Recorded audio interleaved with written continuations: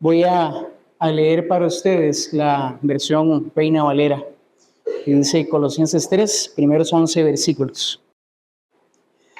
Si pues habéis resucitado con Cristo, buscad las cosas de arriba, donde está Cristo sentado a la diestra de Dios.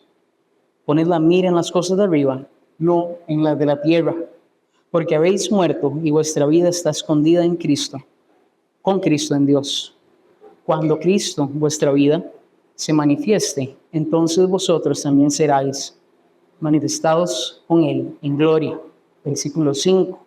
Haced morir, pues, lo terrenal en vosotros: fornicación, impureza, pasiones desordenadas, malos deseos y avaricia, que es idolatría. Cosas por las cuales la ira de Dios viene sobre los hijos de desobediencia, en las cuales ustedes también anduvisteis en otro tiempo cuando vivíais en ellas. Pero ahora dejad también vosotros todas estas cosas: ira, enojo, malicia, blasfemia, palabras deshonestas de vuestra boca. Versículo 9. No mintáis los unos a los otros, habiendo despojado del viejo hombre por sus hechos, y revestido del nuevo, el cual conforme a la imagen del que lo creó, se va renovando hasta el conocimiento pleno, donde no hay griego ni judío, circuncisión ni circuncisión, bárbaro ni cita, siervo ni libre, sino que Cristo es el todo y en todos. Amén. Acompáñenme en oración. Padre celestial, te damos gracias por tu gracia, tu bondad, tu misericordia, pero por el nacimiento del Salvador, Señor. Te damos gracias, Señor, porque con esta obra viene la esperanza para el creyente. La única esperanza en la que podemos encontrar sentido, Señor, es Cristo. Y te rogamos, Señor, que hoy todas esas inquietudes, ansiedades, preocupaciones con las que llegamos, Padre, puedan ser hechos descansar en vos, Señor, puedan descansar en tus manos, en el que sostiene todo el universo, en el que todo lo puede, todo lo conoce y en todo lugar está, Señor. Que nuestro corazón sepa y confíe en que sos Dios, y que hoy pueda haber, Señor, tranquilidad y paz al tener la mirada en Cristo. Te rogamos, Señor, que nos guíes para el estudio de tu palabra y preparar nuestros corazones, Señor, para crecer en comprensión de ella, guiados por el Espíritu Santo, Señor. En nombre de Cristo Jesús. Amén. Entonces, bueno, acercándose la Navidad, cuando celebramos el nacimiento de Jesucristo, debemos de meditar en nuestro caminar como creyentes. Todo actuar debe tener un objetivo. Cuando caminamos, nuestra mirada tiene un objetivo. Y este objetivo brinda un norte, una dirección. Pocas veces caminamos sin rumbo alguno. Pocas veces caminamos desorientados, siempre caminamos, vamos hacia una dirección. Lo normal al caminar es tener una meta. Al caminar como cristianos, como hijos de Dios, creyentes en Jesucristo y en los corazones que habita el Espíritu Santo, somos llamados a caminar de una manera digna. Digna de aquel que nos llamó, haciéndose hombre, muriendo, resucitando, y hoy está a la diestra del Padre. Caminar de esa manera debe de ser probablemente la mayor inquietud en nuestras vidas y en lo que nos debemos ocupar. Caminar de esta manera debe ser nuestra mayor preocupación, sabiendo que nuestra mirada debe estar en las bendiciones del Señor en Cristo. Sobre todo cuando se acerca una fecha como la Navidad. Cuando se viene el ajetreo, usted abre los ojos, cierra los ojos, ya es el 24, los cierra de nuevo, los abre, ya es el 31, y los vuelve a abrir, y ya está en julio. El año se va así antes, y el ajetreo no es una mentira. Pero nosotros, en medio de esta carrera, en medio de esta locura, no estamos con la mirada donde debería de estar, ¿o sí? Entonces, esas son las cosas que nos deberíamos de preguntar. ¿Dónde está nuestra mirada al caminar? No importa lo que esté enfrente, la mirada debe estar en el mismo lugar, y ese es Cristo. Por eso la pregunta que nos tenemos que estar haciendo hoy: ¿cómo debería de caminar el cristiano que tiene a Cristo en su mirada? Y el propósito del estudio de hoy es que podamos apreciar cada vez más, con mayor deseo, con mayor gratitud, las bendiciones de Dios en Cristo, al fijar nuestra mirada en las cosas del cielo, de manera que así logremos hacer morir el pecado en nosotros, que podamos renunciar a toda idolatría y luego revestirnos conforme a la imagen de Cristo en nuestro caminar. Solo con nuestra mirada en Cristo y en sus bendiciones puede haber esperanza. Y sin su nacimiento, no hay esperanza alguna. Entonces, nada más para recordar un poco del contexto de cuando se escribe la carta a los Colosenses. Le llegan noticias a Pablo y es informado sobre una terrible situación doctrinal que se encuentra en Colosas. Hay varias problemáticas con respecto a la falsa enseñanza. Se enseña que Jesús no es Dios o que está en una menor posición que Dios. Se enseña también, y bueno, a lo que Pablo responde con la supremacía de Cristo como el creador del universo, al igual que su Padre, quien sostiene todas las cosas. También se está hablando sobre el culto a ángeles que se deben de adorar. Se habla sobre la circuncisión como es necesaria para ser justificado ante el Señor. Falsa enseñanza. También que el cuerpo debía de ser maltratado y privarse de todo gozo y placer en esta vida, ¿verdad? Como si eso fuera a reconocer más piedad o mayor devoción al Señor. La cosa es que cada una de estas prácticas estaba centrada en el hombre y en su falsa sabiduría, en su intención de imitar a la sabiduría celestial, en tratar de controlar las cosas. Y después de advertir sobre las corrientes que estaban pasando en Colosas, llegamos al texto de hoy y les anima a que pongan su mirada en las cosas de arriba y luego les va a hablar sobre cómo es que el creyente debería de caminar. Entonces, por medio de las siguientes ideas, vamos a ver 3 ideas, podemos apreciar en mayor manera las bendiciones en Cristo. La primera es que vivamos nuestro presente con la mirada en Cristo. Esa es la primera idea que vamos a desarrollar en los primeros 4 versículos. El texto es claro en algo, nos lleva a cuestionar. Por eso es que Pablo la describe de una manera específica, inspirado por el Espíritu Santo, ¿sí? De una manera condicional. Si ustedes, pues, dice en el versículo 1, si ustedes, pues, han resucitado con Cristo, busquen las cosas de arriba, donde está Cristo, a la diestra de Dios. Se supone que todo el que ha resucitado con Cristo es creyente. Si ustedes, pues, han resucitado con Cristo, solo el creyente en Jesús puede decir que resucitó con Él. Entonces, ¿cómo se sabe quiénes son aquellos que resucitaron con Cristo? Son los mismos que murieron con Cristo en la cruz. Que por medio de la fe y el arrepentimiento, ambas posibles por el Espíritu Santo y su obra en nuestro corazón, sabemos que hemos resucitado con Cristo. Entonces, a la hora de nosotros reconocer esta idea de que Pablo le está hablando a aquellos que han resucitado con Cristo, les dice inmediatamente algo que los que han resucitado con Cristo deben de estar haciendo. Busquen las cosas de arriba. De nuevo, si tenemos claridad que esto es para aquellos que han resucitado con Cristo, hay algo que esa persona que ha recibido esa bendición debe de estar haciendo. No es algo que va a suceder por sí solo. Hay un actuar en medio de eso. Ya el regalo ya fue dado. Ya resucitamos con Cristo. Ahora hay que hacer algo. ¿Qué dice el texto que debemos hacer? Buscar las cosas de arriba. Antes de ver qué significan las cosas de arriba y qué es lo que implica, ahí es donde podemos ver quién está arriba. Y la certeza de todo creyente es que Cristo está sentado a la diestra del Padre, gobernando.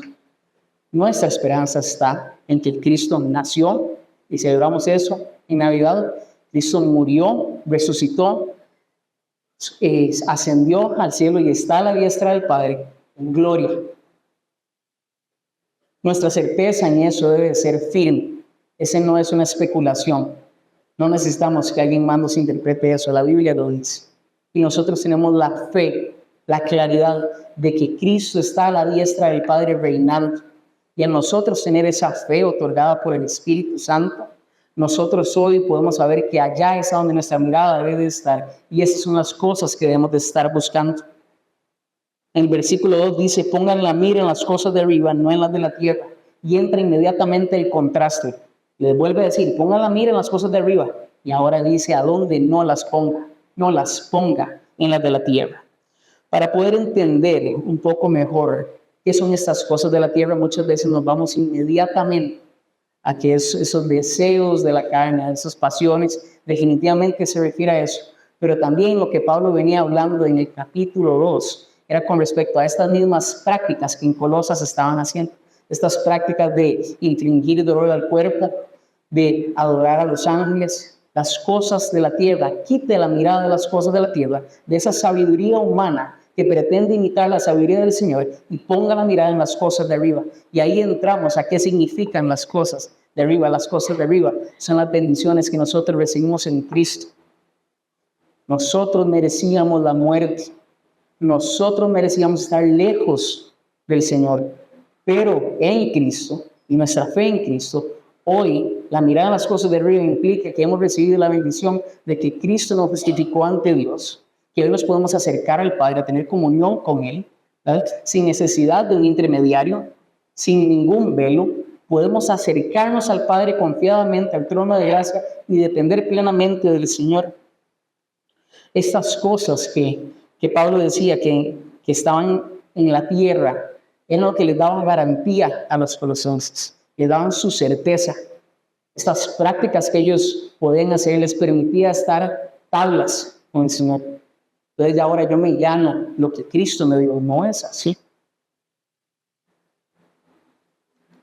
Esa sería la mentira a la que Pablo quiere poder atacar, esta herejía que cambia la manera de vivir de los creyentes y los pone su mirada y sus ojos en otra cosa. La verdad celestial que nosotros recibimos en Cristo es que su obra y su poder fue suficiente para que nosotros hoy ante el Señor podamos caminar en tranquilidad y con la certeza de a dónde es que vamos si nos atropella un carro allá afuera. Hay certeza en nuestro caminar en la obra del Señor. Estas son ideas radicalmente opuestas. No dice que puede tener la mirada a veces en la tierra y a veces en el cielo. Le está diciendo busque las cosas de arriba. Son ideas radicalmente opuestas. No podemos tener la mirada en las cosas de arriba y decir, sí, Dios me salvó, pero luego buscar de qué manera puedo hacer yo para hacer tablas. Es completamente opuesto. No tiene sentido. Si nosotros estamos caminando con la certeza de que Cristo está a la diestra del Padre y tenemos esa tranquilidad y esa fe en Él, y que esa obra es completa y que esa obra es suficiente, nosotros no deberíamos de estar buscando qué obras podemos estar añadiendo. Primero, no deberíamos estar buscando lo que le agrada a este mundo, ni tampoco deberíamos estar buscando las cosas que nos permiten a nosotros ganarnos esa justificación. Luego Pablo en el versículo 3 les va a dar la razón del por qué no pueden tener la mirada en las cosas de la tierra y tienen que estar buscando las cosas de arriba. Y cuando tenemos algo tan importante como la razón, es ahí donde nuestros ojos se deben de abrir y prestar atención, porque dice, porque ustedes han muerto y su vida está escondida con Cristo. De nuevo, entonces, ¿por qué nuestra mirada debe estar en las cosas de arriba? Porque hemos muerto y nuestra vida está escondida en Cristo. Entonces, primero vamos a ver cómo es que nosotros morimos. Nosotros morimos al tener fe en Cristo. Y así como Él murió por las consecuencias del pecado que a nosotros nos correspondía, dice 1 Corintios 6:17, lo leo para ustedes. El que se une al Señor es un espíritu con Él.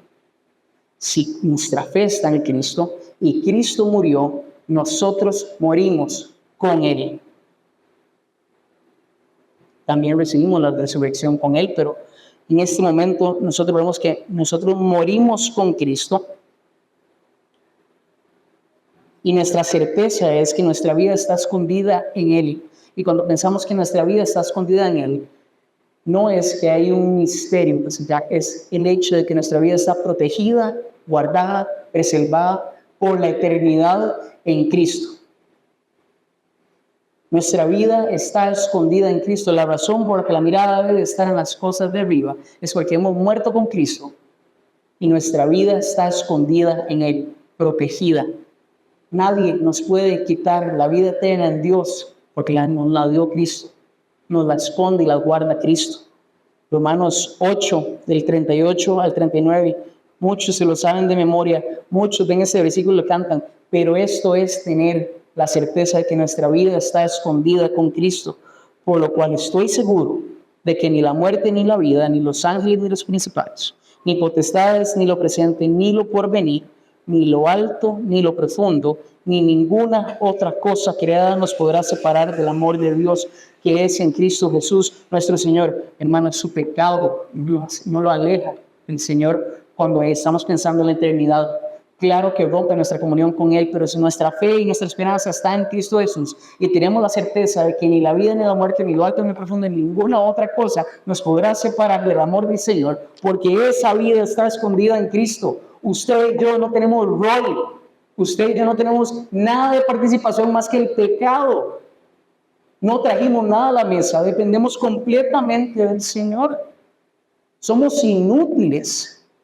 Pero todavía seguimos pensando que las obras que nosotros traemos a la mesa aportan algo.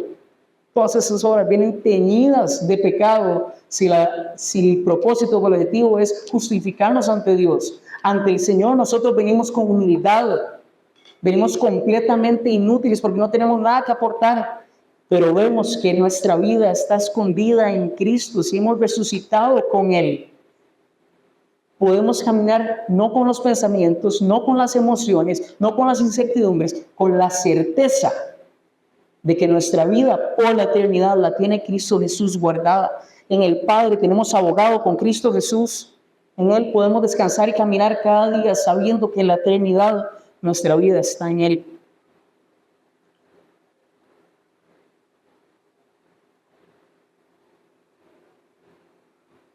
En el versículo 4 dice que cuando Cristo, nuestra vida, sea manifestado, entonces ustedes también serán manifestados con Él en gloria.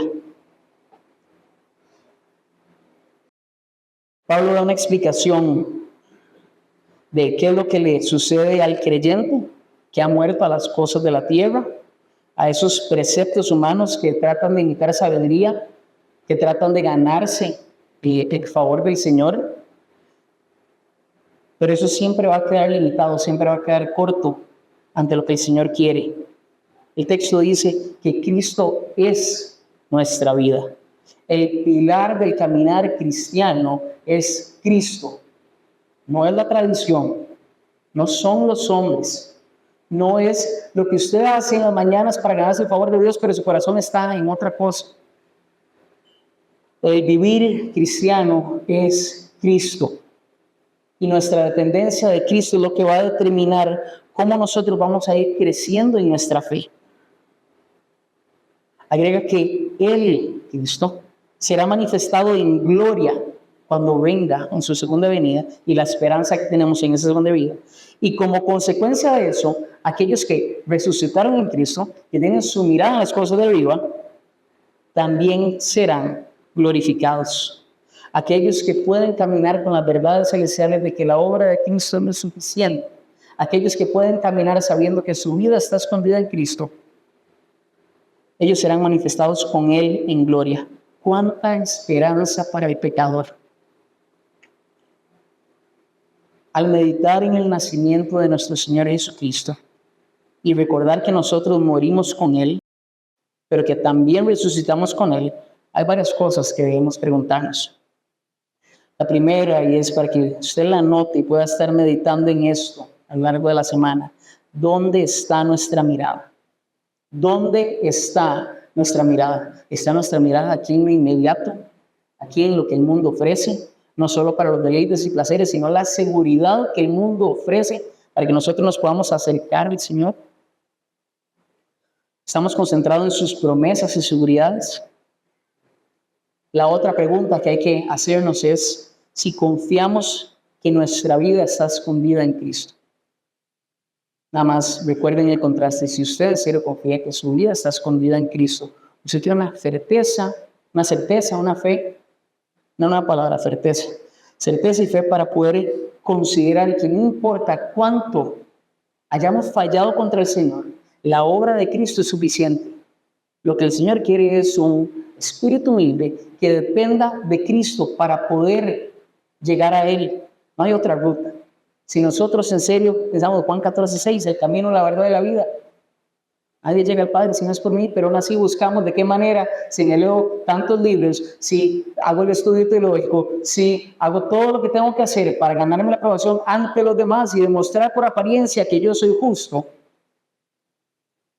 ahí sí ya tengo mi seguridad y mi certeza. El Señor no dijo eso, el Señor les dijo que en la intimidad de su cuarto, despedazado por el dolor de su pecado, usted confía en que su vida está escondida en Cristo. ¿Confiamos en que Él es el que se la presenta al Padre o confiamos en nuestro actuar? ¿En cuáles prácticas tendemos a encontrar paz para que nuestra eternidad esté segura? ¿Qué cosas estamos haciendo en el día a día? Hay que estar atentos a esos tintes de legalismo en nuestro corazón, sobre todo en nuestra tradición nacional. La tradición católica siempre va a buscar actuar para poder ser justificados. Y nosotros no podemos creer que el actuar es lo que nos va a salvar. Solo la fe en Cristo nos puede dar ante Dios la salvación. Toda obra que nosotros hagamos viene con el tinte de nuestra naturaleza. No hay justo, ni aún uno. No hay quien haga lo bueno, no hay quien busque a Dios, dice Romanos 3, citando los salmos, diciendo: ¿cuántas veces sabes tú en el Salmo del Nuevo Testamento? ¿Sabes que se sabe desde el Antiguo Testamento? El hombre no es bueno. Por eso siempre tenemos que cuestionar la motivación del corazón. Podemos hacer las cosas que son correctas, pero ¿a dónde estaba ese corazón?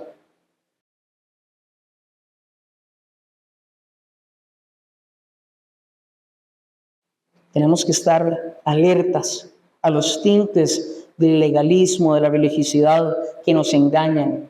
Pensar que si nos hemos leído los libros de todos los puritanos, ya sé yo todo lo sé, pero no hemos meditado en la palabra, no hemos meditado en la escritura, no hemos meditado en lo que el Señor quiere que nosotros vivamos o cómo es la manera que Él quiere que caminemos. Pero que dicen que la cabeza está llena de conocimiento. El Señor no quiere el conocimiento. Y es aquí que cuando contestemos estas preguntas, contestémosla no con respuestas correctas, sino con respuestas honestas.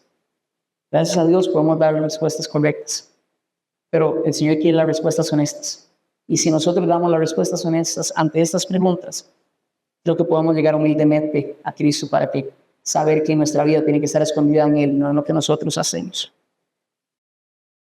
La segunda idea que el texto nos enseña, después de caminar con la mirada en las cosas de arriba, dice que tenemos que hacer morir las distintas formas de pecado en nosotros.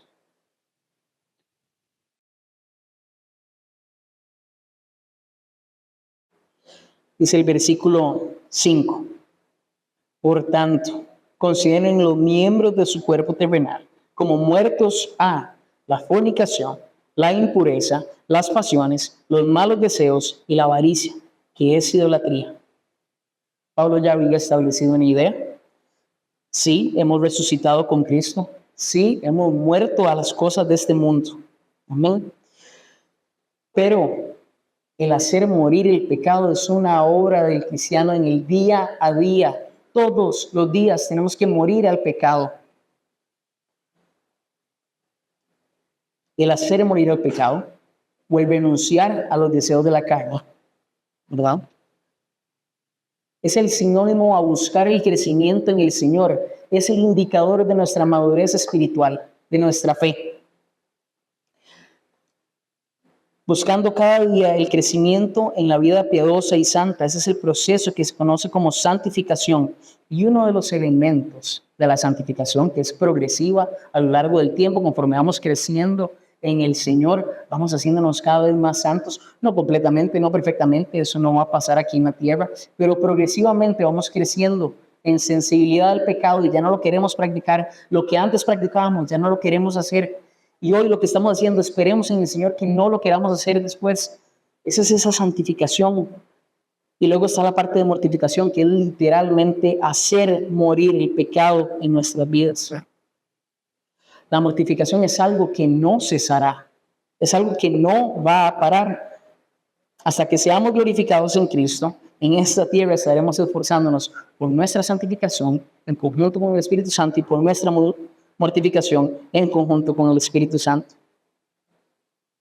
La idea de la mortificación es, imagínense, someter al pecado al Espíritu. A veces nosotros estamos sometidos al pecado y eso no debería de ser el caminar del creyente. No estamos sometidos en poder esclavizador, ¿verdad? Porque en Cristo somos libres, pero como Pablo decía, hacemos lo que no queremos hacer y lo que quiero hacer no lo hago.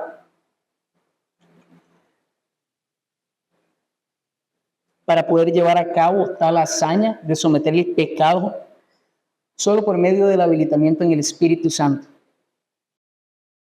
El Espíritu Santo es el que habilita por medio de su gracia, por medio de su fruto, para que nosotros podamos hacer las obras que le agradan a Dios. Ese es su fruto. Nosotros podemos caminar recordando que no estamos atados al poder del pecado. Nosotros somos libres del pecado. Sin embargo, nuestra carne es débil y lo desea. A pesar de que el Espíritu mora en nosotros, nuestra carne lo desea.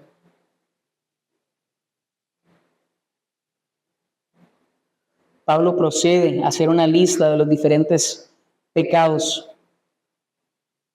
Va a hacer 2 listas y la primera dice fornicación, impureza, pasiones desordenadas, malos deseos y avaricia, que es idolatría.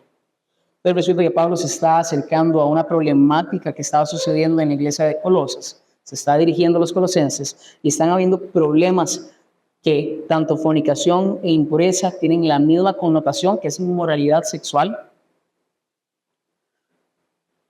Luego menciona las pasiones desordenadas y los malos deseos, que también entre sí tienen una relación similar. Buscar lo propio, obedecer a los deseos de la carne. Pero lo más importante es como Pablo va a finalizar esta parte. Dice, y la avaricia, que es idolatría. Entonces ahí, humildemente les digo, yo no conozco el griego. Trato de hacer mi estudio lo más que pueda, pero yo no conozco griego. Yo no he estudiado griego. Pero por la gracia del Señor hay herramientas para poder estudiar y queremos ver qué es avaricia. Porque siempre que pensamos avaricia, pensamos nada más en dinero, pensamos en codicia, pensamos en las cosas. No, yo no soy avaricioso. Yo no estoy ganándome las cosas de manera deshonesta. La palabra avaricia, que es pleonexia, se compone de 2 palabras. Pleon, que es más, y exo, que es tener. Literalmente el insaciable deseo de tener más. De tener más y más y más. Y a veces hasta tener de lo prohibido, lo que no puedo tener. En ese es el significado sin adulterar de lo que es avaricia. Y Pablo concluye que es idolatría. Entonces, tanto la fornicación como las impurezas, como los malos deseos, como las pasiones desordenadas, son avaricia. Es querer tener más de lo que se debe y querer tener de lo prohibido. Y esas cosas son la idolatría. Entonces, no solo caímos en avaricia, sino que se cae en la idolatría. ¿Por qué eso es idolatría? Bueno, cuando estamos buscando satisfacer nuestros deseos por encima de buscar la voluntad de Dios, estamos idolatrándonos a nosotros mismos. Nosotros, los objetos de adoración del Señor, aquellos que fueron creados para la gloria del nombre de Dios, son los que se están adorando a sí mismos. Se tergiversó completamente el diseño del Señor. Entonces Pablo, cuando está explicando sobre estas expresiones de pecado, pecados puntuales que estaban sucediendo en Colosas, va a decir en el versículo 6, pues, refiriéndose a lo anterior, la ira de Dios vendrá sobre los hijos de la desobediencia por causa de estas cosas.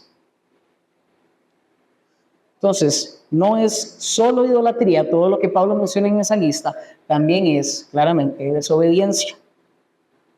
Y según el texto, esa desobediencia merece la ira de Dios. Esa es la reacción natural de Dios ante el pecado. Su respuesta de justicia divina ante el mal. Lo dice en Romanos 1:18, porque la ira de Dios se revela desde el cielo contra toda impiedad e injusticia de los hombres que detienen con injusticia la verdad. Por eso es que Pablo hace el llamado a dejar estas prácticas. Cuando él dice dejarlas, es desecharlas, botarlas, olvidarse de ellas, no practicarlas. hacerlas morir, mortificarlas. Estas cosas son producto de desobediencia y Dios tiene una manera de reaccionar contra el pecado. Y todo pecado, mi hermano, tiene su consecuencia. Para el no creyente, ese pecado se va a ver como ira eterna. Para el no creyente y para el creyente, probablemente se va a ver como disciplina amorosa, porque Dios al que ama disciplina. No estaríamos hablando ni siquiera de la esperanza que podemos tener en el Señor si no fuera por el nacimiento de Cristo. El poder experimentar esta disciplina amorosa de Dios es fruto del nacimiento de Cristo. Si no, no habría esperanza. El pecado es muerte. Y esa es su consecuencia. La ira eterna de Dios. Pero en Cristo tenemos la esperanza. Y Pablo aquí quiere recordarles en el versículo 7 un poco de la gracia del Señor. Porque les dice, en las cuales ustedes también anduvieron en otro tiempo cuando vivían en ellas. Pablo quiere recordarles o quiere animarlos y los pone a reflexionar. Imagínense ustedes, nada más pensando cuando ven a otra persona actuar, pero pocas veces nos vemos a nosotros mismos y lo que nosotros hemos hecho, de a dónde hemos sido sacados. Pablo inmediatamente les dice, en las cosas que ustedes también anduvieron, y ustedes ya no las hacen por gracia. Ya ustedes no andan ahí por gracia. Ese recordatorio tiene un propósito, y es reflexionar en lo que Cristo ha hecho por nuestras vidas. Y leo para ustedes Romanos 6, del 1 al 2. Y hago el anuncio del estudio. Vamos a seguir estudiando los jueves el texto de Romanos 6. Y aquí tenemos una de sus implicaciones. No vamos a seguir practicando el pecado, no vamos a permanecer en el pecado. Dice Romanos 6, 1, 2, ¿qué pues diremos? ¿Perseveraremos en el pecado para que la gracia abunde? En ninguna manera o en ningún modo, porque los que hemos muerto al pecado, ¿cómo viviremos aún en él? Y Pablo establece esto, a lo mismo cuando le dice a los colosenses, ustedes que también anduvieron en esas cosas. Es insensato no mortificar la carne, la naturaleza por la cual sufrimos antes de que viniera Cristo. Deje esas prácticas, deséchelas.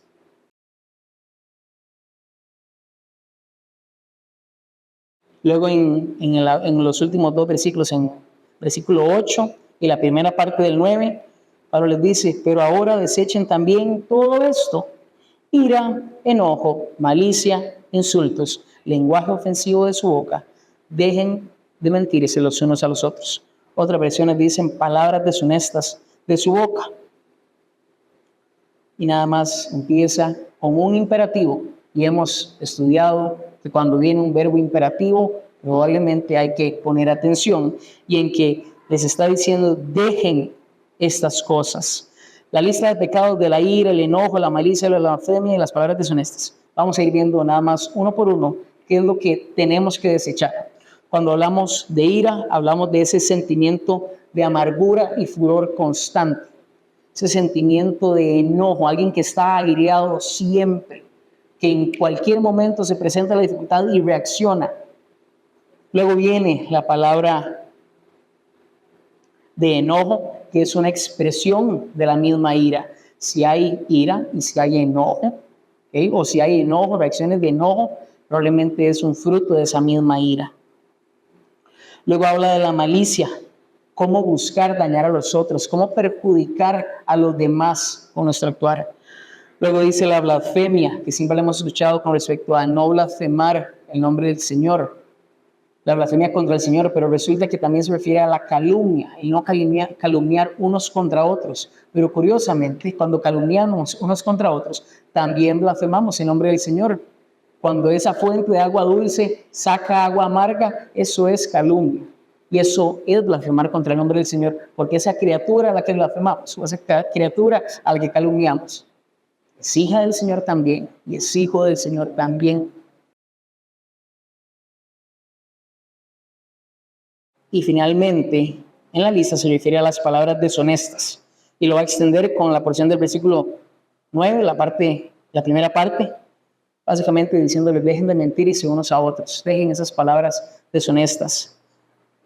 Y es factible que se esté refiriendo a esas falsas enseñanzas, refiriendo a no menospreciar quién es Cristo, a que no importa la circuncisión, no importa la tradición, no importan sus obras, y a también dejar el maltrato al cuerpo como un medio para poder justificarse ante Dios. Cuando vemos esto, nosotros debemos de hacernos diferentes preguntas. ¿Estamos nosotros mortificando la carne o le estamos dando rienda suelta a estos deseos? Pensemos en nuestra vida. ¿Cómo se ve la inmoralidad sexual? ¿Cómo se ve la ira? ¿Cómo se ve el enojo? ¿Cómo se ve la mentira, la calumnia en nuestro caminar? ¿Cómo se ve la avaricia? Recordando que la avaricia no es con respecto a dinero nada más, es con respecto al querer tener más de lo que se puede y quererlo hasta cuando es prohibido. Nada más un recordatorio, sí, la voluntad del Señor es que mortifiquemos nuestra tendencia a los deseos propios, a satisfacer nuestra carne, pero al Señor también le importa el cómo. El Señor no quiere nada más que lo hagan, le importa cómo lo hacen. Entonces, ¿en qué nos estamos recostando? ¿Cuáles son los métodos en los que nosotros nos estamos recostando para poder mortificar la carne? No es solo el resultado, también es el medio. No es solo hacerme pensar que si no voy a ese lugar no voy a pecar, pero el corazón sigue igual. ¿Estamos transformando la conducta o estamos transformando el corazón? Empezando porque lo dije mal, ni siquiera es obra nuestra, es obra del Señor. Estamos dejando que el Señor actúe en nuestro corazón, que su Espíritu provee un fruto de anhelarlo a Él más que todas las cosas. ¿O estamos de alguna manera nada más guardando a ese león rugiente que quiere salir y que cuando le den rienda suelta va a hacer lo que le dé la gana? Porque si nosotros nos estamos recostando en los métodos que nosotros buscamos, es cuestión de momentos, es insostenible. El creyente no puede caminar nada más mortificando, sin siquiera volver a ver al Señor. Esa es una obra que queda vacía. Es cuestión de segundos para que eso vaya a salir. Entonces, 1 semana, 2 semanas, 3 semanas, voy bien. No he insultado a nadie. Voy bien, no he mentido. Trato de callar eso, pero en mi corazón sigue igual. Es cuestión de que el tiempo siga corriendo y el corazón no va a cambiar. Si nosotros no estamos dependiendo del Espíritu Santo que mora en nosotros por la obra de Cristo Jesús, nosotros no estamos mortificando el pecado, nosotros nos estamos engañando. Y eso es más duro de lo que nos gustaría escuchar.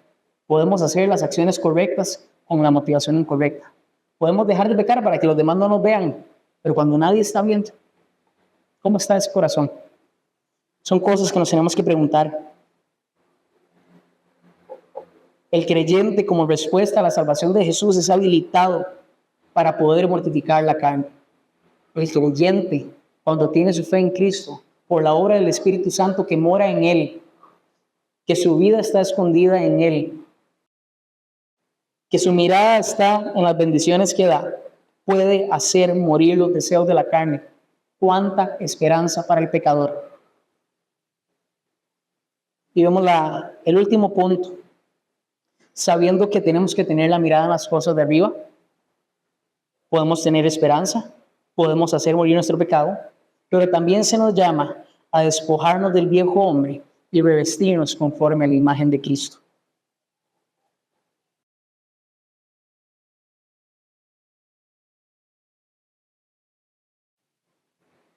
Es el versículo 9, puesto que han desechado al viejo hombre con sus malos hábitos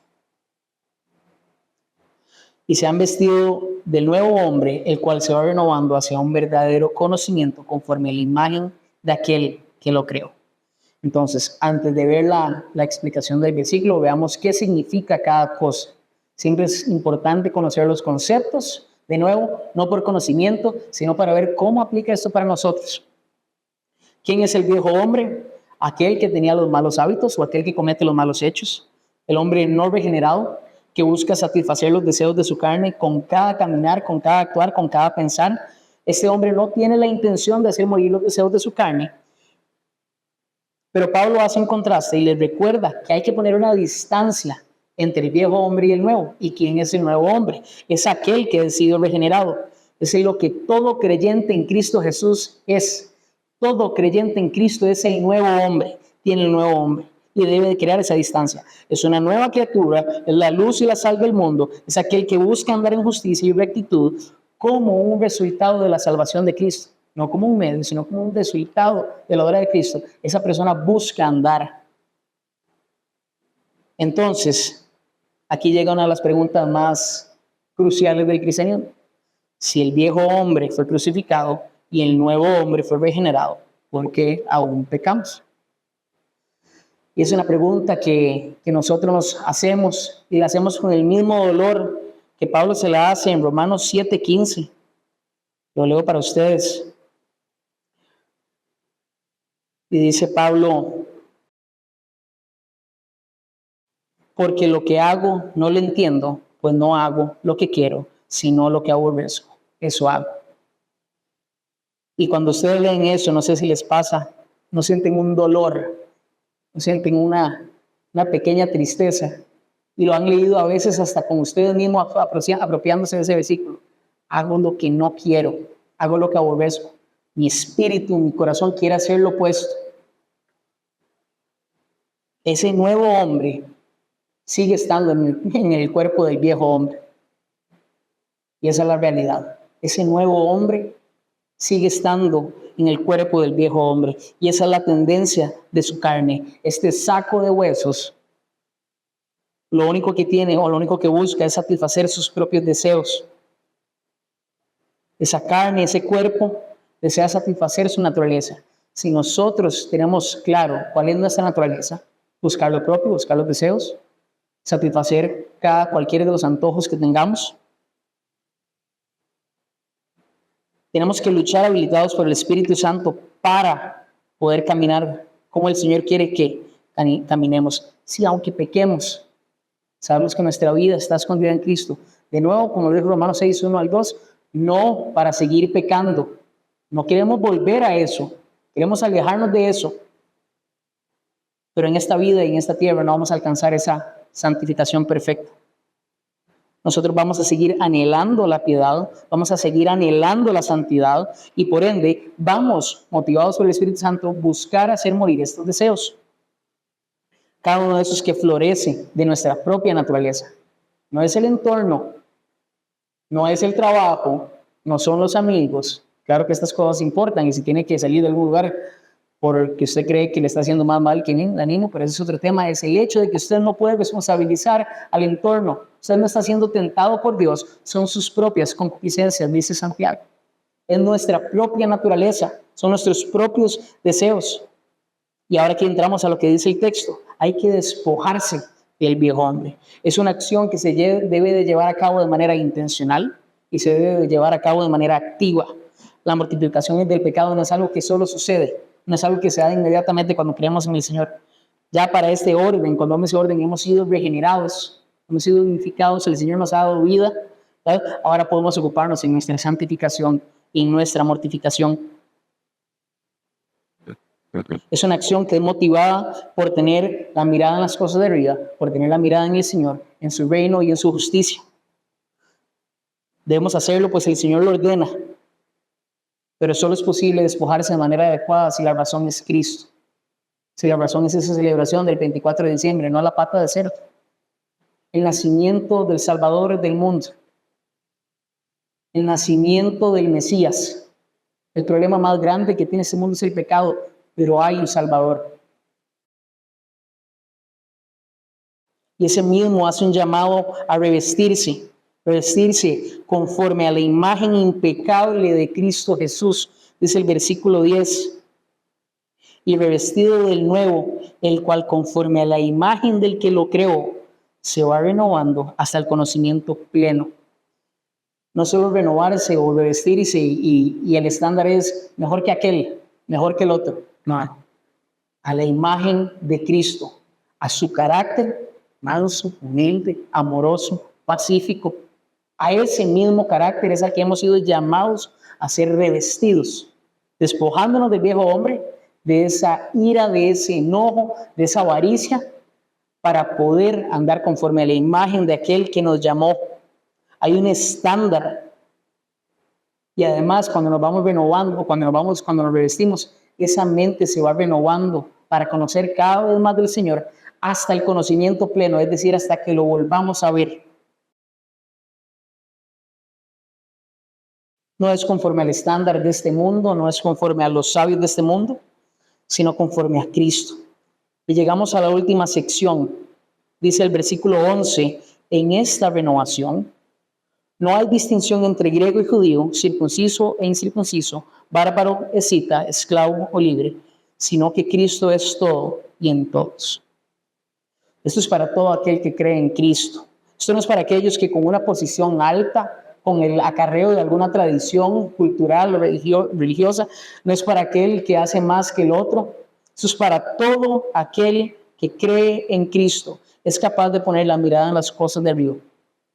Es capaz de hacer morir su pecado y puede ser glorificado cuando Cristo venga. No hay ventaja sobre los demás, el terreno está parejo. Y esta es una de las garantías que la Escritura nos da, un montón de evidencias más, de que nosotros dependemos de la obra de Cristo para ser salvos y para ocuparnos en el resto de nuestro caminar en esta tierra. Su obra fue lo que permitió o extendió el acceso para que todos pudiéramos buscar su voluntad y caminar así. Y por último nos preguntamos, ¿de qué cosas debemos despojarnos? ¿De qué prácticas? ¿Cuáles prácticas en nuestra vida deben de ser dejadas atrás? Luego, para poder ser renovados o revestidos conforme a la imagen del nuevo hombre, ¿qué tanto conocemos de Cristo? ¿Qué tanto conocemos de su carácter? ¿Qué tanto conocemos de su corazón? Tenemos claro cómo es, porque a esa imagen, ese es el estándar al que tenemos que buscar ser revestidos. Conocemos la voluntad del Padre para nuestra vida y que Él quiere que nosotros hagamos morir el deseo de la carne y que podamos andar conforme a su voluntad. No es solo no hacer lo malo, es hacer lo bueno. No es solo abstenerse de hacer los placeres y demás, es ocuparse de hacer lo que tenemos que estar haciendo. No es solo privarse de las tentaciones, es buscar hacer la voluntad del Señor.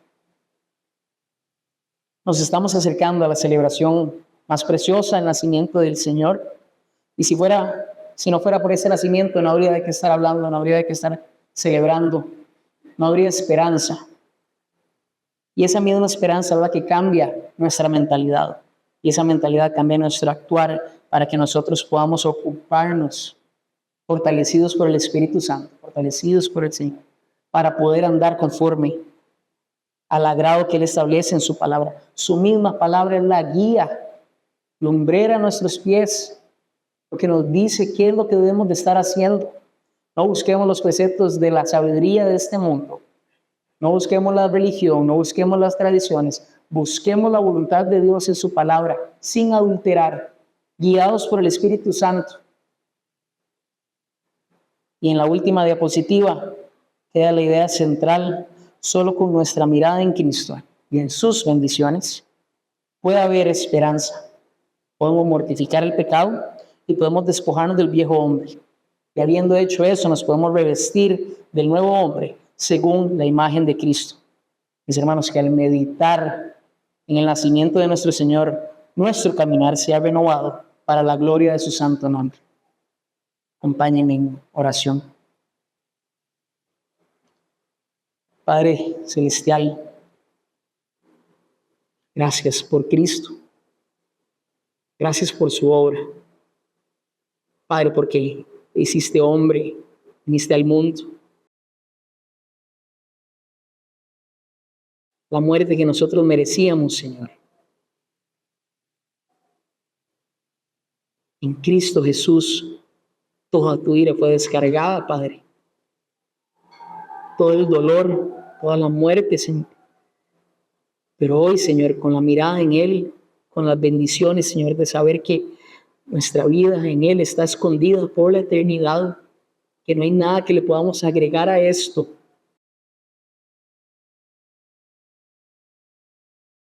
Padre, que nos has llamado a hacer morir los deseos de nuestra carne y a despojarnos, Señor, de todas esas prácticas, Padre, para poder revestirnos conforme a la imagen de Cristo, varón perfecto, admirable consejero, príncipe de paz, todopoderoso Señor, y que esa, Padre, sea nuestra mirada en estas fechas, Señor.